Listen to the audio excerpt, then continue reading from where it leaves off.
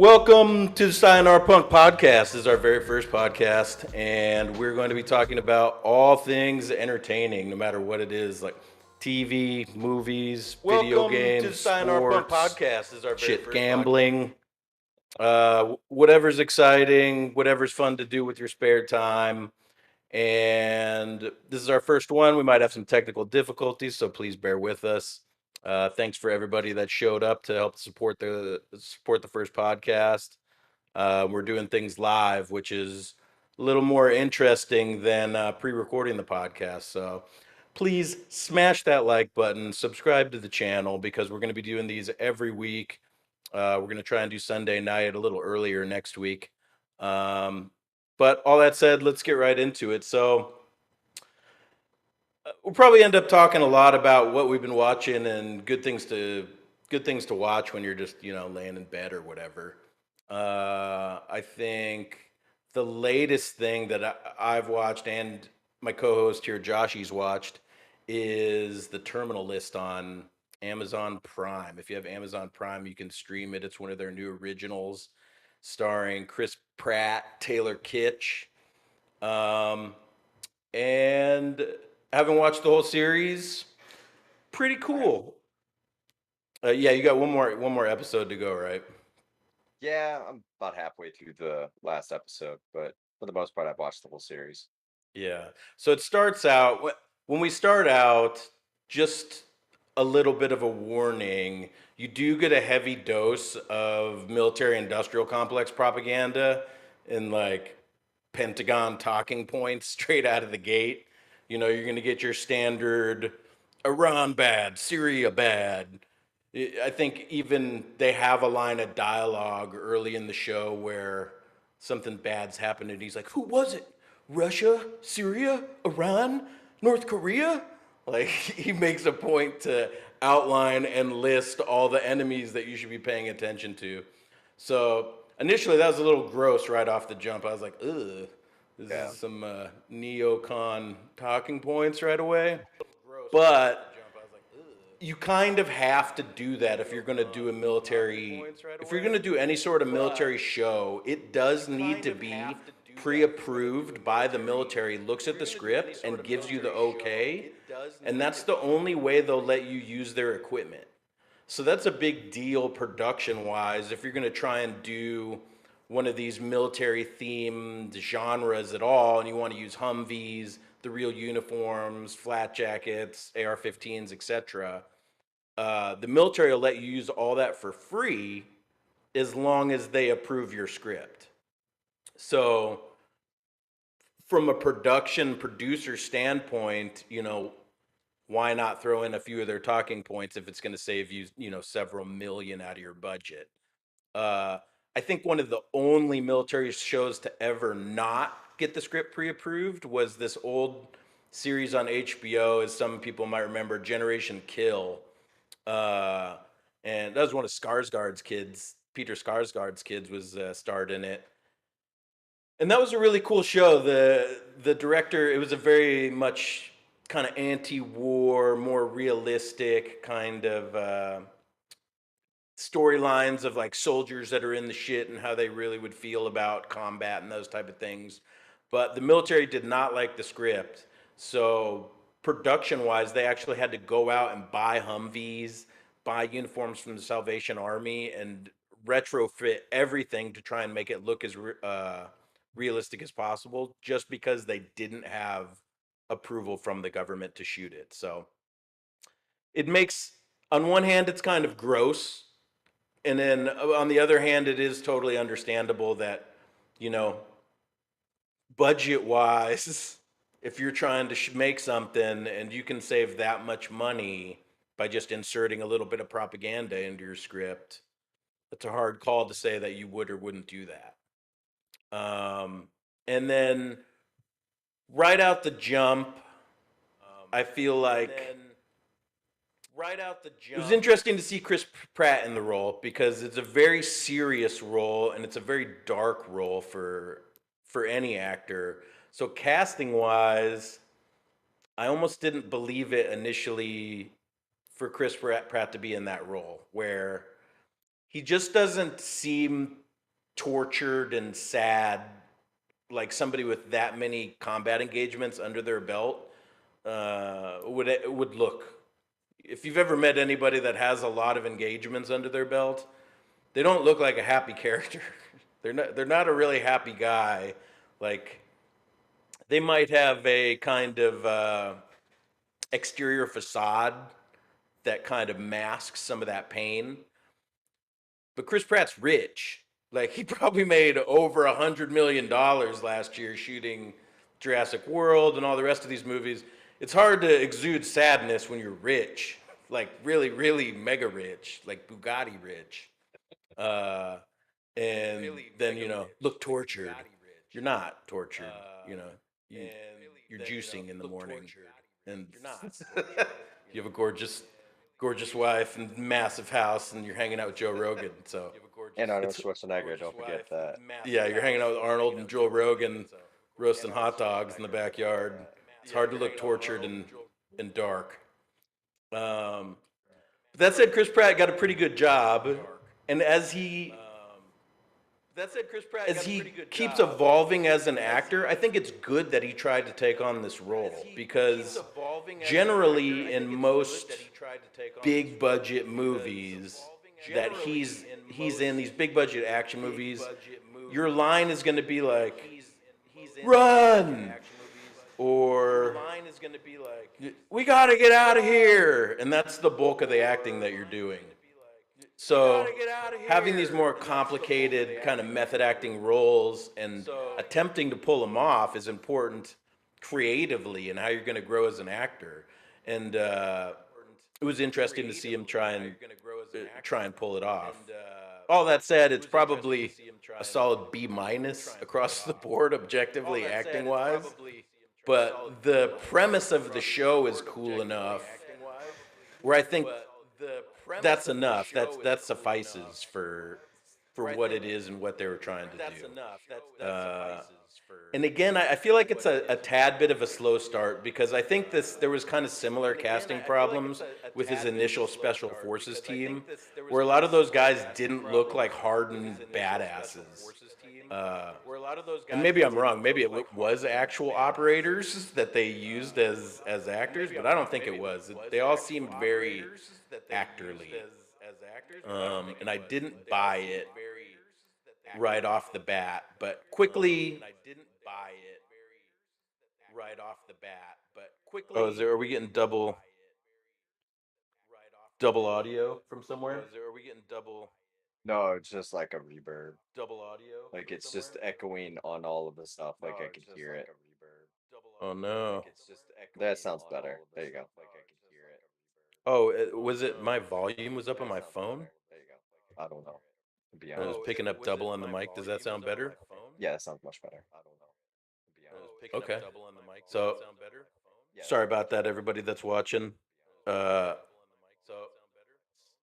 it's still there. Do you have more than one audio source going on OBS? Do you have more than one audio Shoot. source going on OBS?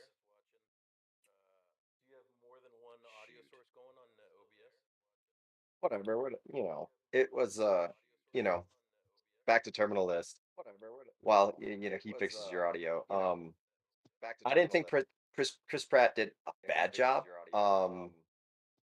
He he played a role in a sense that it's difficult to play because yeah, he's war hardened veteran and stuff, but I mean, I've got friends that have they're not operators per se, but they've been, um they were recon and he's seen some shit and uh you know, he you wouldn't know that he'd seen what he's seen essentially. Like I just remember he's very I don't know, he's quiet about what he's seen over like overseas and such. So he doesn't Right. like to talk about it. And you kind of got that from Chris a little bit because he was like he was just like, more focused on his family and stuff when he got home. And then when he was like in the battlefield, he was totally like in the zone. But when he was home, he was the fatherly figure. Like he just shut off his military instinct. And that's kind of what most of them do essentially. At least the ones that I know, that's what they've done in the past. They kind of just shut that off, but it doesn't essentially when he goes back and he starts going through the flashbacks and stuff of all of the things and how it's kind of getting muddled with his real life versus what really happened. uh you know it kind of almost gives us that whole like PTSD type thing that soldiers go through, And I did definitely feel that it was a researched role. Like I Oh, definitely got absolutely. that feeling from it that he definitely took the time to go talk to a bunch of combat vets, to spend time with soldiers. Like you Absolutely. definitely got that feeling from him. Oh yeah. Uh, and that's why he's in the B range. I got him at He's gonna it, we be. get I said B minus at first. I would say I could bump that up to a solid B. Yeah, I Uh, definitely give it a solid B. a solid B acting wise, and some Even of it is just maybe just the look of his face. That's what I mean. Like some of it, he looks like such a he didn't look hard enough. I guess it was is just, and that's just a casting issue, but it's not because he's such a big name.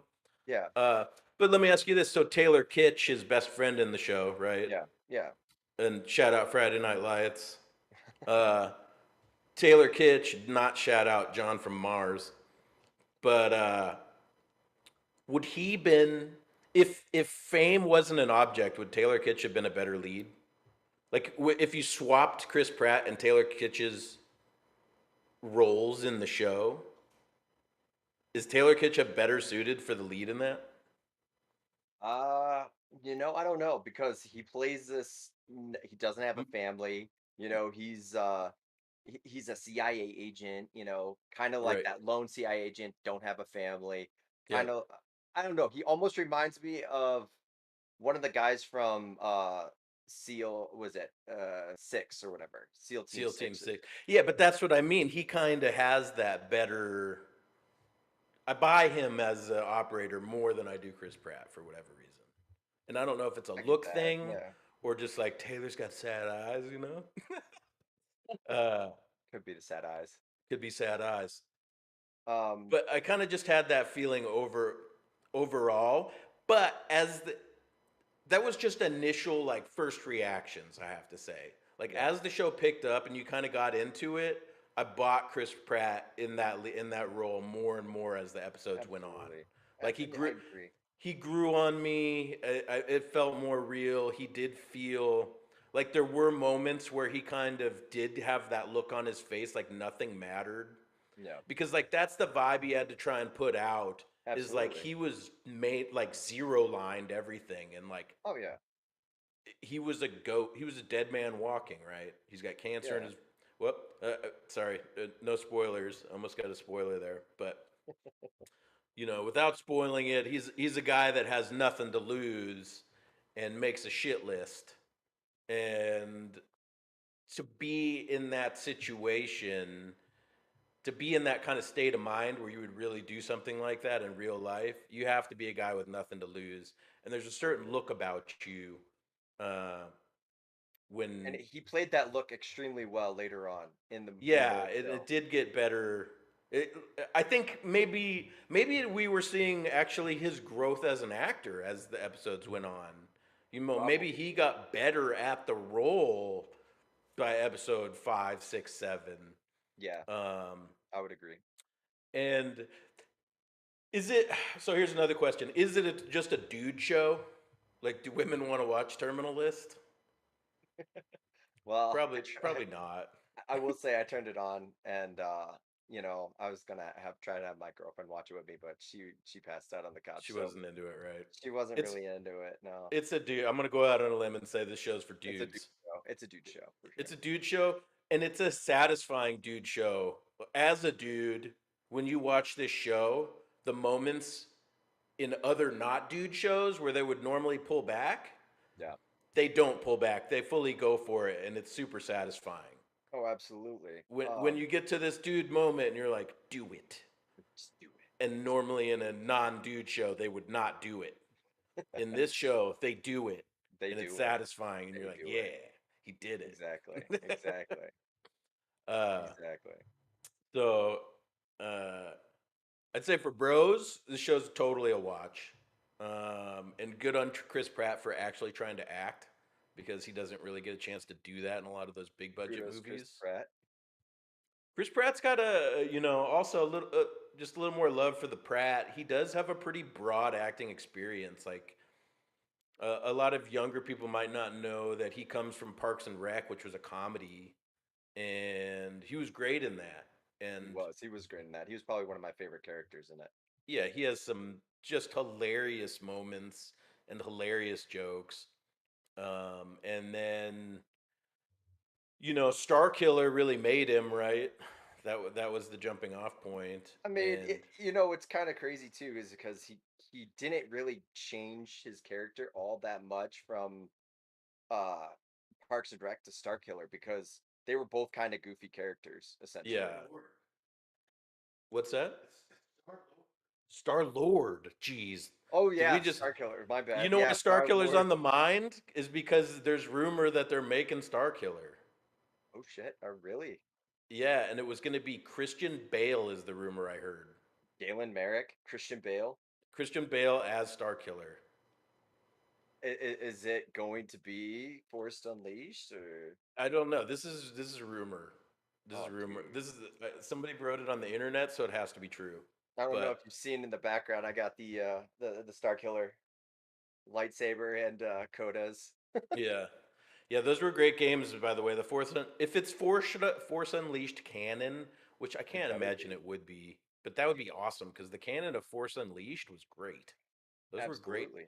Those were great video games. If you want an old school game to play, Force that is Unleashed. Force Unleashed. If you are a Star Wars head and you play video games in any capacity and you haven't played Force Unleashed, you must go play. That is a must play for a Star Wars head that is somewhat gaming savvy. Just buy it. Yeah, Just just go and buy buy them. it. They're cheap now. They're amazing. They're amazing. It's the best use of the Force in any game. Not just Force, I think even the lightsaber. Oh, and all Like, the combat, yeah, the combo it's system, great. the all of it is amazing.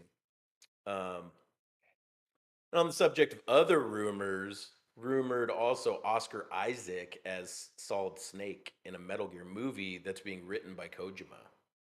Ooh, Which that's Oscar Isaac, that somebody, I think I just saw a piece of fan art, and I don't know how much rumor it was, but Oscar Isaac looked cool as Solid Snake.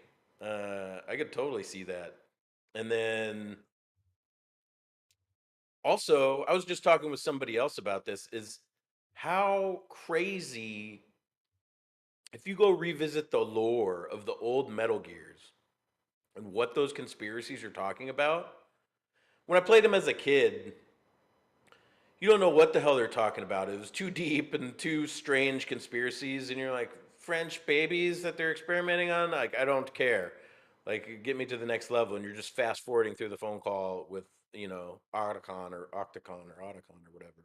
And then, but now, if you revisit those conspiracies, it's wild how on point he is with a lot of things. And he's dropping those facts in the 90s. I guess they're not facts, but very, very interesting lore in hindsight now. And you got to wonder who's Kojima been talking to. who's Um, Kojima been talking to. yeah, so to wrap up on Terminal List, though, I think it's a solid watch for the bros. Chris Pratt does pretty good. It's a satisfying show. Absolutely. I would totally recommend it. I recommend it to another bro. Uh, and it's good. I mean, Tomorrow War also was another good one that he's starred in for Amazon recently. Um, that movie's a little bit older, but that was great as far as the aliens were super cool. It was good. It was good action. Yeah. The story got a little wonky in places once the Terminator timeline got kind of introduced, and we're going back and forward in time, and Aren't they making a it, second one? I think they might be. Isn't They, that the rumor? I heard that there was the second one coming out for it they, because they might be. something to do with his daughter doesn't like him anymore. I can't remember. Well, that's what happened in actually the first one or whatever. Yeah. Uh, but I don't know. Tomorrow War's been out long enough. Everyone's probably seen that. They know what we're saying. Exactly. Um, so the what else you been watching? You said you just watched Glow, the gorgeous ladies of wrestling. Gorgeous Y- ladies of Your wrestling. Yeah. girlfriend made you watch Glow. Yeah. Tell us about it. Oh God. It's just it was a super late night watch, Who's the star? I don't even know the name of the people to be honest. Like I can tell you very like I said, I watched it when I was like halfway awake. She We're watched not it gonna like get too kind of deep in it, but no, was it no. entertaining at all, Yeah, because or did you just totally zone out? no, I'll tell you what, it brought back it brought back like the 80s feels of like, WWF wrestling and stuff like that. So you Now, got a little bit of like little kid nostalgia, little kinda, kid yeah, but it wrestling was like nostalgia. it was a little kid wrestling, but it was not just that, it was like they were ladies wrestling, so it's like, Okay. it was Is it it meant to was be is it meant to be a comedy? in a way, yeah. It's a comedy drama. It's like, you Did know, did you there's a laugh lot at of funny any did parts. you laugh Oh, out hell loud yeah. at any joke? Absolutely. There's a lot of little things. I mean, so like, okay, just to get in a little bit, like it's a little racist at points because the beginning they all choose their costumes or whatever, and so they're over at this guy's house, and he's the producer of the show, and he's like, ladies, just grab whatever you want and create your own, people, and then they created these personas essentially, and the director wanted to take it totally like the director makes shit like grindhouse essentially, like he was a like kind of like a grindhouse director, so it was like super off the wall, crazy, like indie film, maybe C-rated horror shit, and he's like, yeah, we're gonna have he's like, this one girl is Indian, and she's and they turn her into a jihadist, but Oh, she's okay. Indian. So like shit like that. There's another one that this girl's called Fortune Cookie, and she's Cambodian. I see. So well, that kind of goes in line with how the '80s were, though, because Exactly. Yeah. they were straight up like that in the '80s. Exactly.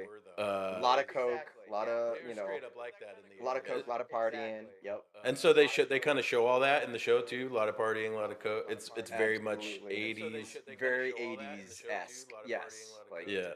they So kept is it it. worth a watch at the end of the day? I mean, if you want to laugh and laugh at some like stupid shit, yeah, for sure. Like, give it a watch. Maybe I'd say for Ben, like maybe watch it with their This girlfriends. burger will It'll blow your Mm. mind. they might like it Really? because of the drama. It got super interesting. Oh, Like I so they said, did have some kind of good storyline going on. yeah, it's like the starving artist, the starving actress that Mm. cannot, find a get a break in Hollywood essentially, and she finally gets this break doing female wrestling, I see. on a local television channel. Like not even it was like not even a cable network. It was She's just Jim from The local, Office, basically. pretty much. He Yeah, didn't know he was going to end up being a paper salesman. exactly. I see. So yeah, Um, give it a try. Check it out. It is what it is. yeah. So I've been watching this show on Paramount Plus. It's a CBS show, actually, Evil, and it's starring what's her name? Katja. Uh, I'm not sure how you say the name. It's I think it's Katja Herbers, which she's like Eastern Bloc of some sort. You can hear a little bit in her accent of either being Russian or Polish or, Okay. somewhere in that region of the world. And then Mike Colter, who also was in the other Netflix Marvel. What was the one with the unbreakable chick? She was Jessica super Jones. strong. Yeah, was it? Jessica Jones, I believe. Jessica Jones, right? Yeah, Coulter Yeah. was the other. He was the co-star in Jessica Jones, Okay. and he's really good in this role. So, I mean, off the jump, I'm a little leery of CBS stuff, just because Under the usually there's a dome. ton of propaganda in CBS stuff. Usually it's like cop status propaganda to make you like like idolize some sort of government position, whether it be police officer or FBI or doctor. Yeah. It's got some sort of undertone message to make you think a certain way about certain types of things. So I'm always a little leery to CBS stuff going in, and the show was kind of no exception to that. Like, so initially, just right off the bat, it's got the die cast, the diversity, inclusion, and equity, and but that's fine. Like, I'm very much for this in casting. I feel like more representation of minorities in casting is a good thing, as long as the script reflects that and they are good for the role. Like, many times, I guess historically, it's always been a white guy lead, and that's what the pushback is about recently. And many scripts don't need to be a white guy as a lead. It's not important that he be white to be the lead of the show. So I really don't mind it when the new diversity in casting and shows right out the gate. But it's almost a little predictable now when you come into a show and you go, okay, the lead is a female, a black guy, and a Muslim.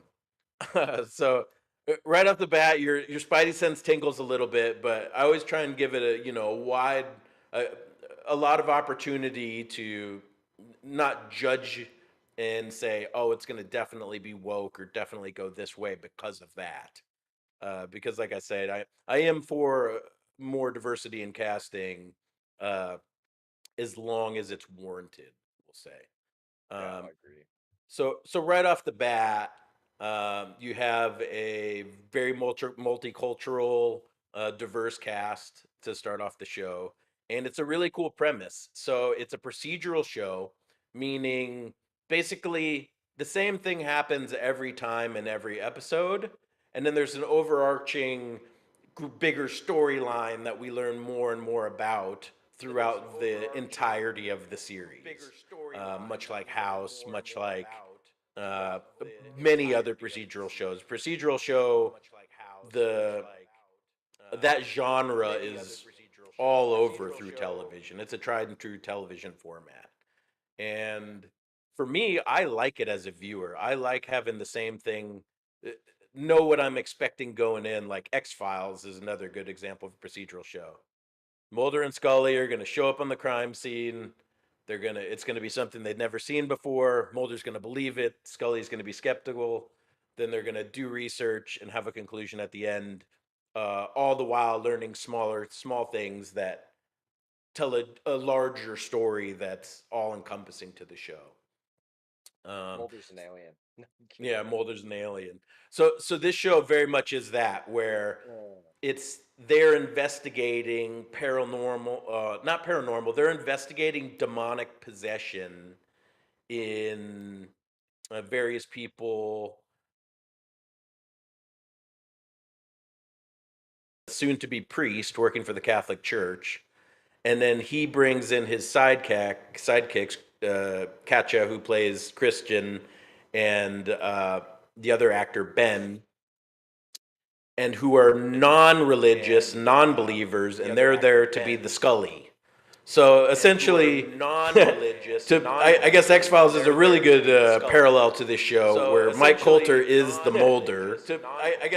Though instead of believing in conspiracies, he believes in religion and believes in angels and demons and believes fully in God and the Catholic Church. And so that's why he's kind of Muldery, right? And so he shows up, and one of the characters has something wrong with him. My daughter lights fires all over the house, and then they talk to her, and she talks in demon voice or something. And Mike Coulter fully believes, oh, she's possessed, and then the other two are skeptical, and they give their reasons why it's just a psychological disorder or whatnot. And uh, the show's very fun in that sense, and it's it's very dark. And I almost want to say I'm not through the third season yet. I just finished up the season 2, and the third season is the newest. And I almost want to say the first season was slightly more dark than the second, but the second is more gory. If that makes sense. Like it was the first season was much more creepy. And to speak to some of the visual effects, so I'm not sure who's doing the visual effects, but they're not great. And the practical effects almost aren't that great either. But it's interesting because they're not so imagine a demon is crawling into bed with you. Yeah. Like that can be horrifying, right? And especially if the visual effects were really good, it would be nightmarish. To even watch it, you're going to get some trauma if the visual effects are so good. Right. So the fact that instead the demon is a guy in a demon suit, and you can tell it's a guy in a demon suit, it kind of makes the show more approachable. Like you can watch it with your girl, and she's not going to be like, "What are you watching?"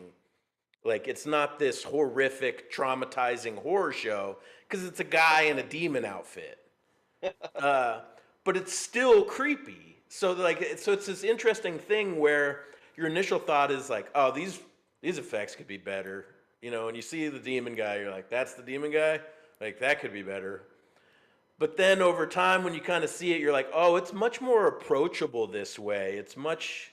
You cater to a much broader audience by not having the demon be so horrific, and instead it's George in the demon outfit or whatever." And that kind of theme persists throughout, where when they see, and it's always portrayed that they're hallucinating in some one way or another, so you don't know what they're seeing is real or not, and that's why it kind of works with the lower budget visual effects that they're doing. Because that said, also the difficulty of the visual effects are very difficult. Like when you're going to do a full CG, if you were trying to make a full CG demon or whatever, goat demon, say, that would be very expensive to pull off if it was going to be super high quality. Dude Absolutely. in a goat outfit, not so much expensive wise, but harder to pull off without ruining your show.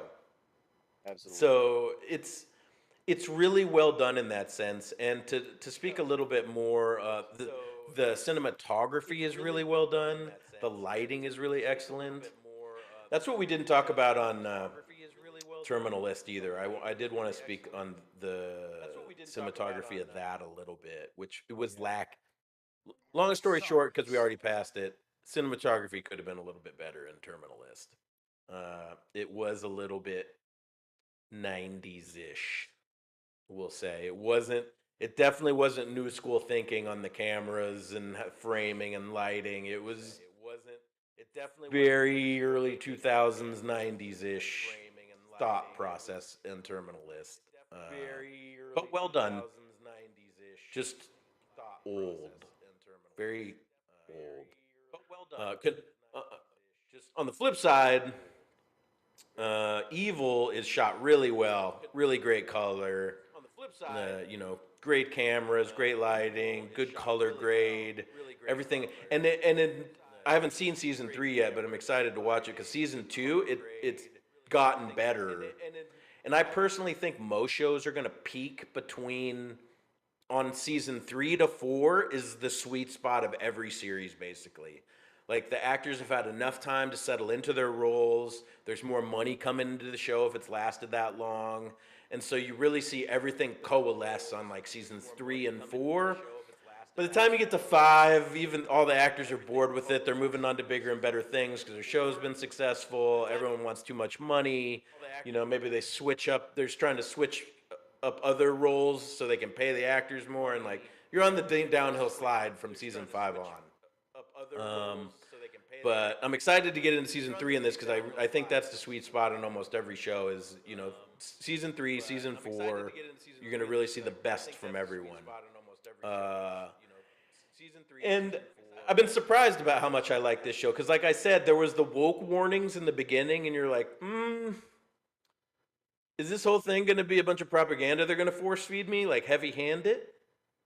And it's there. I'm not going to say it's not there. It's definitely there. But they do it in a way where it's a character saying those things. And so when a character delivers some sort of bias or ideology that they have, it actually strengthens their character because you know people like that in real life that think those same things. And so it's like, oh, Kristen thinks this. I know other white women who think that as well. And then, so they started dropping some woke stuff, and I was like, is this going to be woke?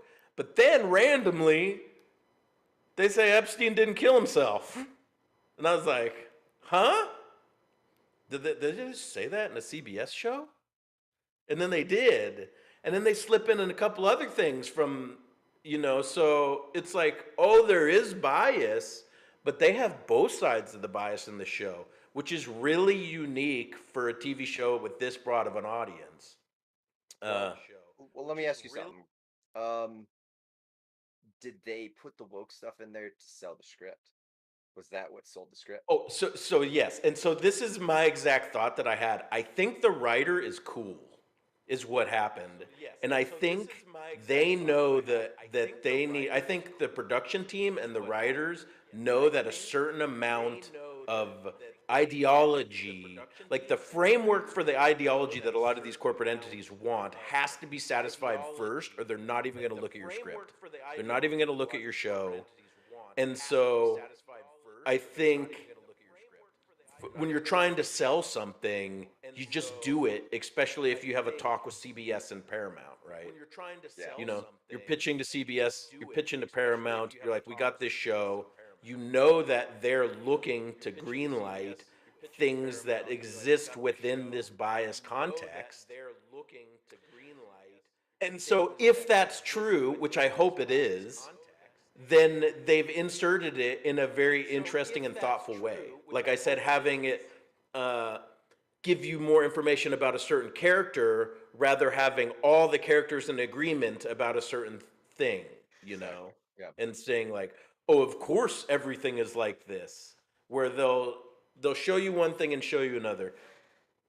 A part I didn't like along those lines was there was an episode where the bad guy, they kind of, and this could be all be in my head, like just to let you know, this could all be of my own imagination, but the parallel I saw was they kind of Jordan Peterson a little bit, and because it had to deal with incels, and Jordan Peterson notoriously helps incels try and find their way in life, which is a very noble and good thing, but for whatever reason he's been demonized in the mainstream.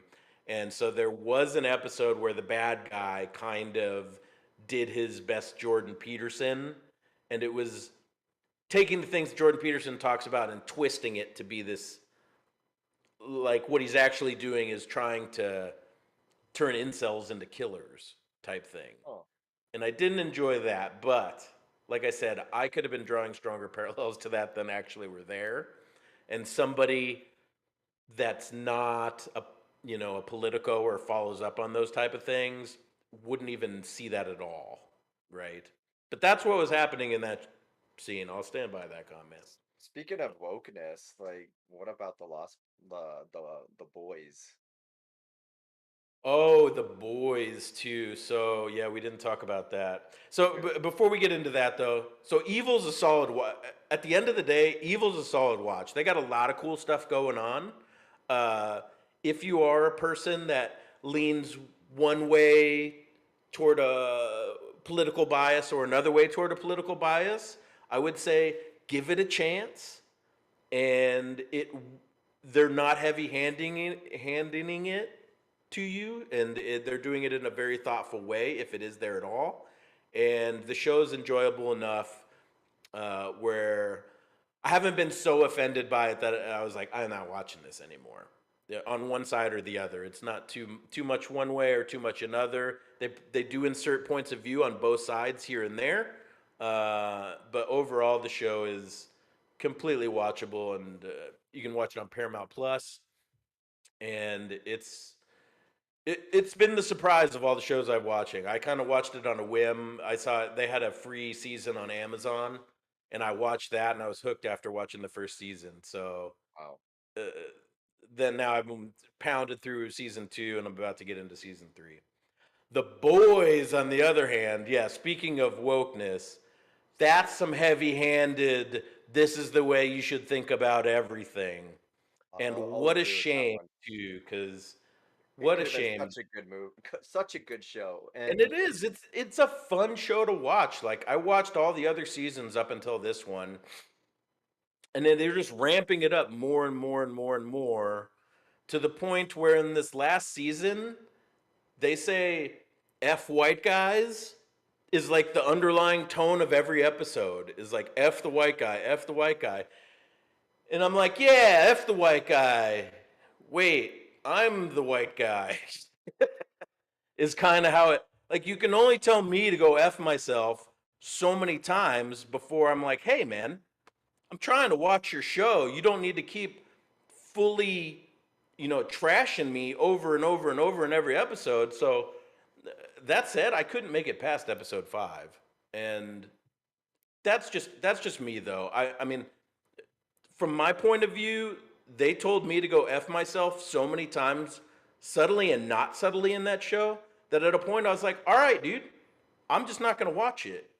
And I feel like the creators of that show, Seth Rogen, would probably say, yeah, man, F you. I don't want someone like you watching my show, anyways. He's said as much on Twitter. He's said as much multiple times in through multiple media that he doesn't care if someone that doesn't like his message, he does not care if you like his show or not. He doesn't want you to watch. And so him putting that message out and then me seeing it fully firsthand, it was like, all right, I'm not going to watch then. And no big deal about it. Like, I'm just not going to give you the streams. Not a big deal. There's plenty of other things to watch. And it's not such an amazing show that I'm like, oh no, I'm not going to watch the last couple episodes of The Boys. It's fun. It was a fun show, but it's not like missing Game of Thrones or something.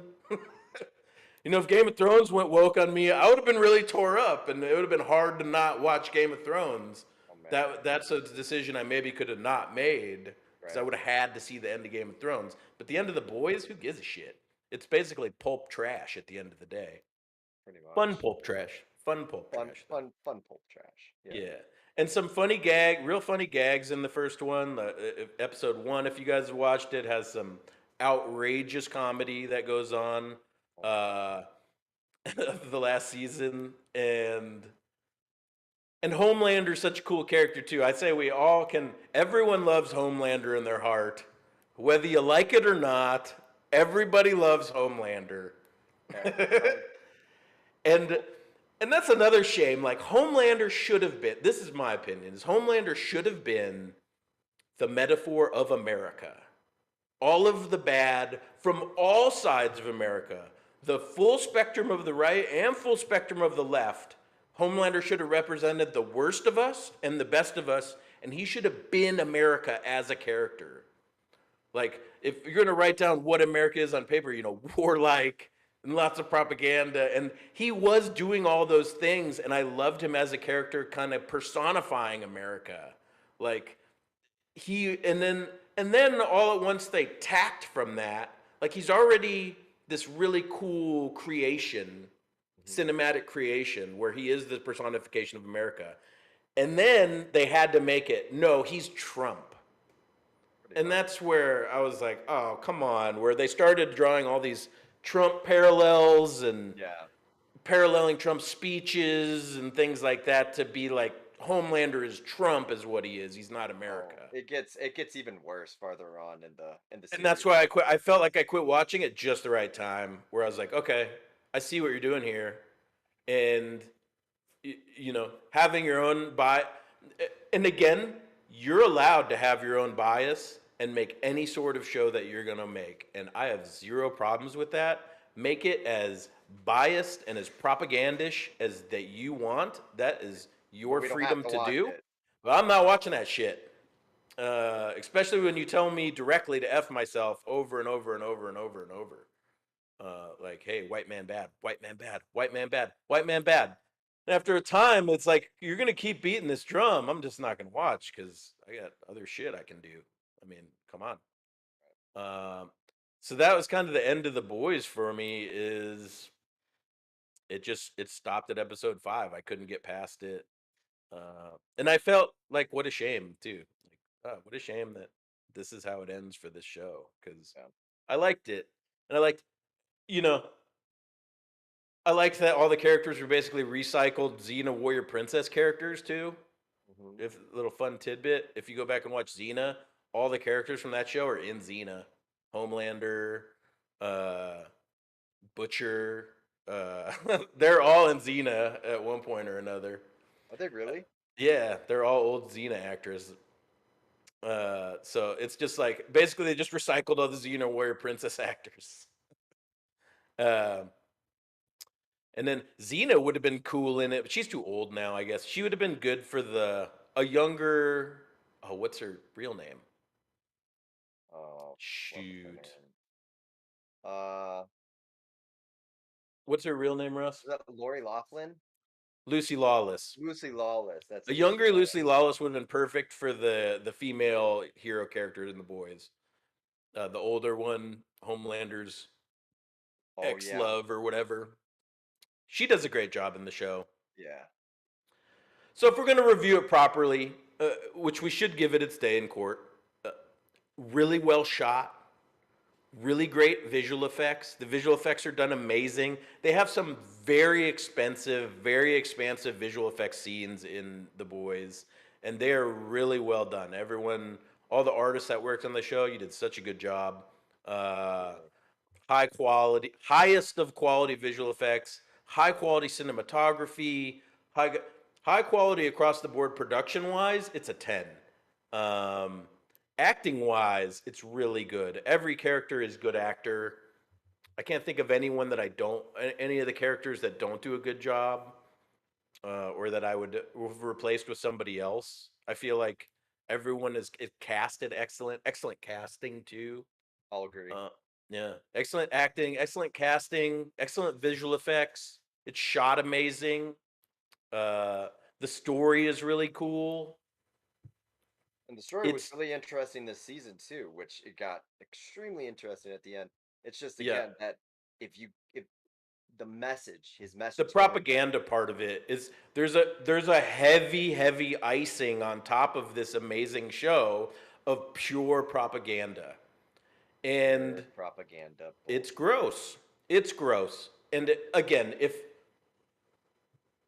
the only way you're going to see that or feel that though is if you're kind of a political and you kind of are abreast of these issues that are happening in the world. If you're somebody that doesn't follow politics and you don't watch, if you're not on Twitter and you're not really in the media, you won't see any of that and won't care, and you're not going to know what the hell I'm talking about when you're You'll watching just it. enjoy the You'll show. just enjoy the boys and you're going to go start to finish and it'll be not an issue for you.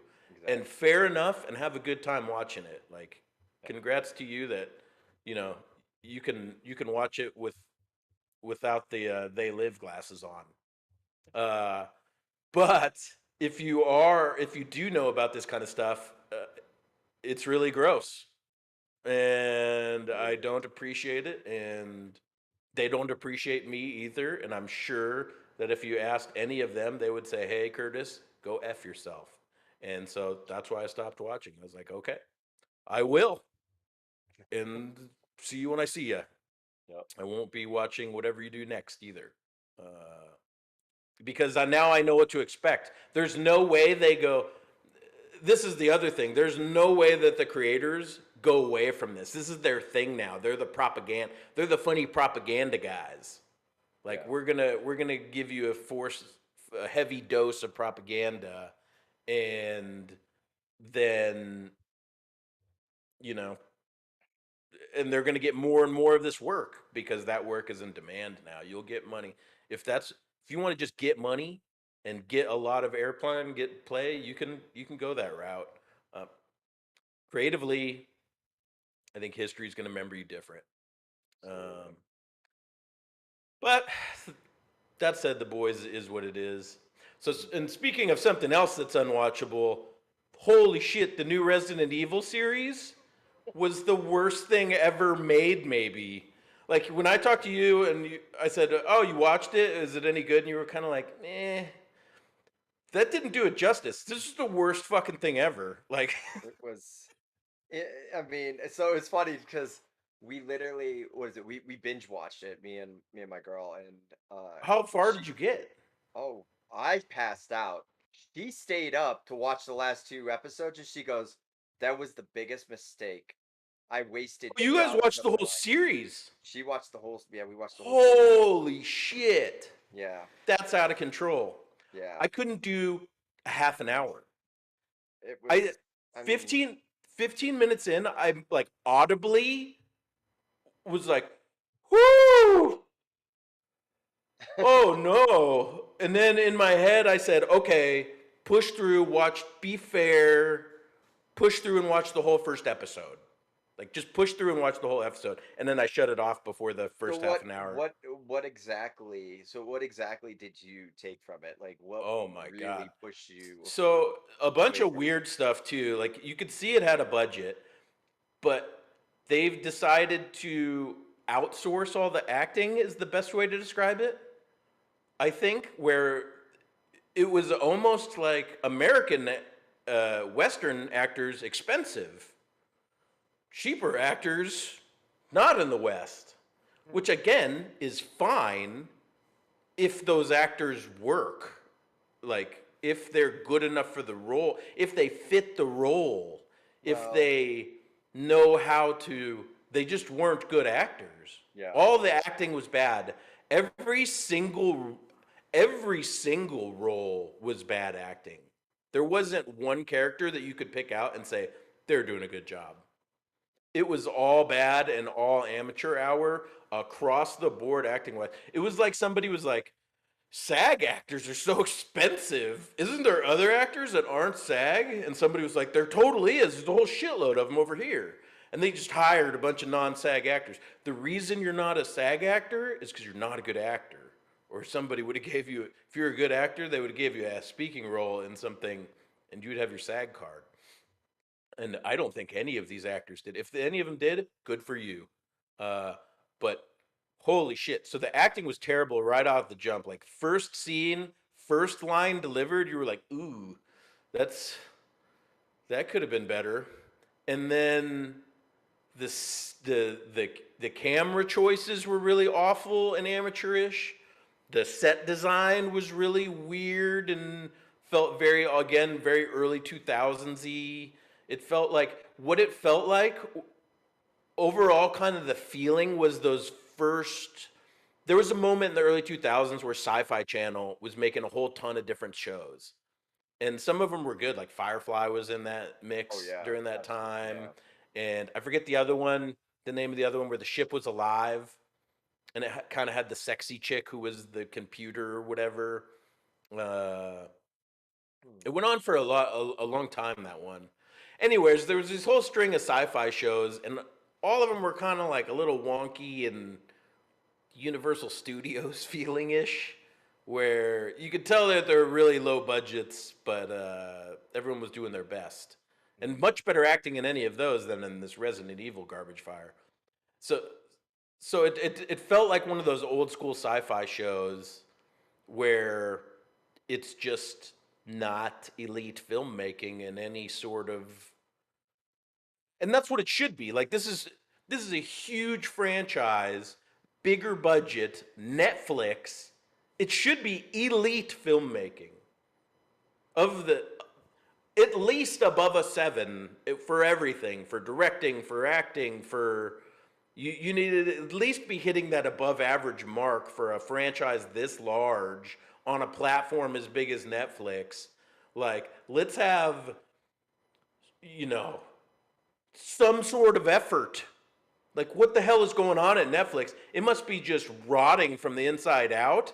If the hierarchy dissolved this bad to let this show get made in the way that it is completely out of control.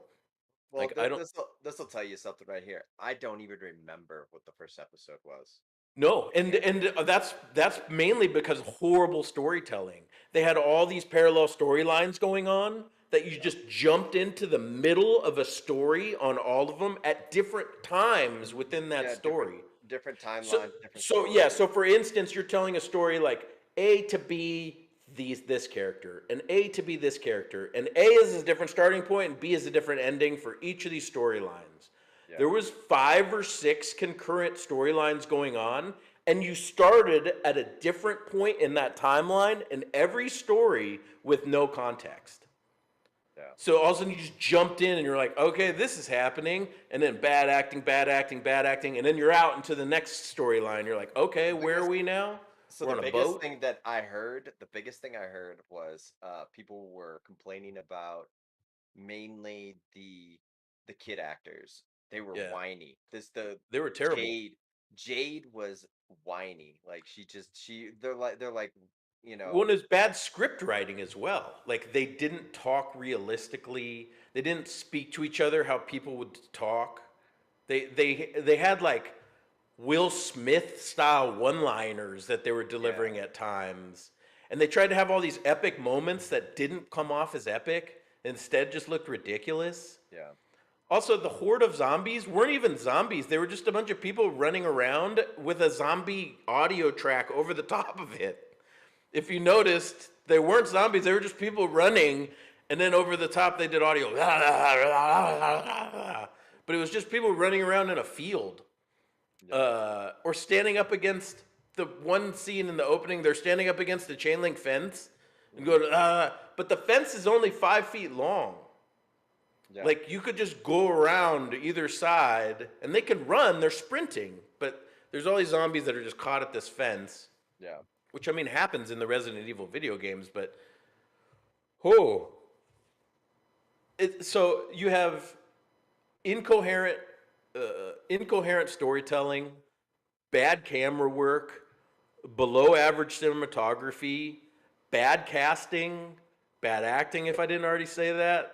And you wrap that all up with then the director obviously had never played any of the games, didn't understand any of the canon of Resident Evil and what it was. And they just created Maybe their own thing. maybe they watched some of Angela or Mila Jovovich's roles in it, but those are even way off canon of Resident Evil. Exactly. And Yeah. like we understand why they took it in that direction. It was fun to watch Mila Jovovich just run around and whoop ass, right? Yeah. Like we all like that. There's no like at the end of the day, if you just want mind-numbing action, I've sat and actually played Resident Evil and also streamed behind me all the Resident Evils and just watched Mila Jovovich whoop ass for like 6 hours in the day. And I don't know, it was okay. Uh, it was okay. It wasn't a terrible day or whatever. I didn't hate myself afterwards. Uh, but that said, that's the other shame of it is the premise is so awesome, and especially with what's going on now in the world, like an Yeah. evil corporation is doing bio research that. Oh, they bring up COVID in there too, by the Oh, way. do they? They do. Probably in the worst way possible. But Yeah. anyways, you know, you have all these opportunities for such cool scenes, for such cool acting performances, and just fuck all of that. We're just gonna make this. We're just gonna let somebody run wild with this garbage and then shove it out. I hope no one watches this show ever, so people learn their lessons. It is a never watch. If maybe maybe there's a context to watch it if you just want to see how what like not to do. It should be a case study for all kids in film school. This is what I say this thing is for. And it's not bad like The Room is bad. The Room is bad in hilarious ways, right? Mhm. And this is just really poorly done with money. Yeah. Which I guess The Room is too, but that's beside the point. This should be a case study for all students in film school to watch this and and see how bad it can get. And it actually will make you. This is the context to watch it. You should watch it for as long as you can. I don't know if anyone can get through the whole season like you did. That's out of control.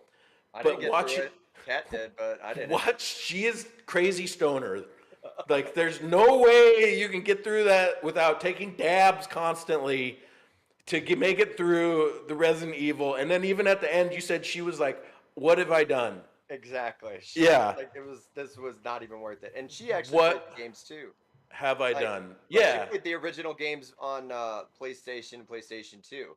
right. Same here. I probably played only the first 2 Resident Evils, believe it or not. I think I Yeah. picked up maybe 3 at one point or Resident Evil 4 for Wii, but that's about the farthest I got in the series. But at the same time, you have 7 games. Is it 7 or is it 8 games now?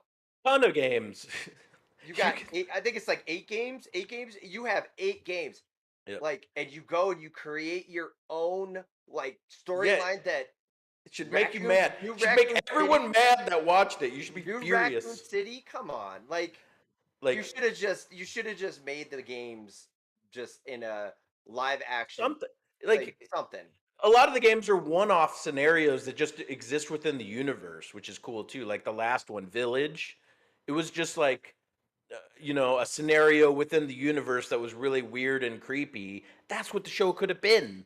Just a haunted house. That's what we want it to be, is a haunted house. A cool format for it could have been like American Horror Story, where it's the same group of actors playing out a different genre of horror per Biohazard, season. Village, Yes, and you could have just made this cool haunted house that these same characters exist in every season. Fuck, the woulda, coulda, shoulda is goes forever from this because we're starting at zero. absolutely, absolutely. But it maybe you watch it because then after watching that you'll appreciate how well made everything else is compared to that. Like you can watch that and then watch anything else and go, look how well done this is. You know, it'll actually, it'll reset your brain. It'll reset your entertainment brain back to zero.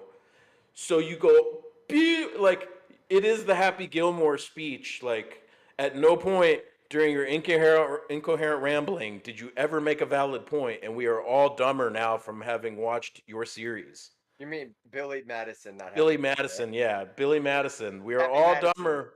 There you go. Yeah, all dumber for watching your movie, your series, and now, and it just resets your brain, and then whatever you watch next, you're like, oh, that's so well done. Yeah, everything is really well done compared to Resident Evil series. Holy Yeah, shit! absolutely. I think we even gave it too much by talking about it this long. We needed to switch to something else because that was too much time to even give that thing. All right, so a movie I just saw today, Gray Man or The Oh Gray yeah, Man, uh, Netflix. Ryan Gosling and Chris Evans are the two major characters, and then also Billy Bob Thornton. Blonde Bro on Blonde Bro. Billy Bob Thornton's cool though. Yeah, it was actually a good movie. I enjoyed it. I Okay, actually really did. It was I'll have to check it out.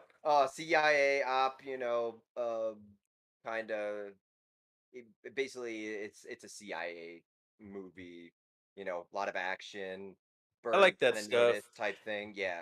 If Billy Bob's in it and Gosling is in it, it's probably got some merit to it. I'll definitely give it a look. But I think we just hit about 2 hours, Oh, wow. so that went by quick. Damn, Uh, that went that fast. so, anyways, I hope we didn't bore everyone to death. And that was episode 1. We apologize if there's any technical issues. We'll clean it up as we go, and it'll just get better and better. I hope we give you some stuff to think about. I hope we gave you some stuff to watch. And we'll be doing one of these every Sunday from here on out. And then find us on the rest of the. We'll start putting out clips and stuff on social media as well. So follow us. Follow us on Twitter. I'm at Sayonara Punk, and Josh is. Uh, I actually He'll get a clean don't. Twitter for you to I don't follow have in a the Twitter future here, account. and that you can follow then. But keep an eye out for us. Try and swing by next week, and thanks for coming by and watching. Peace.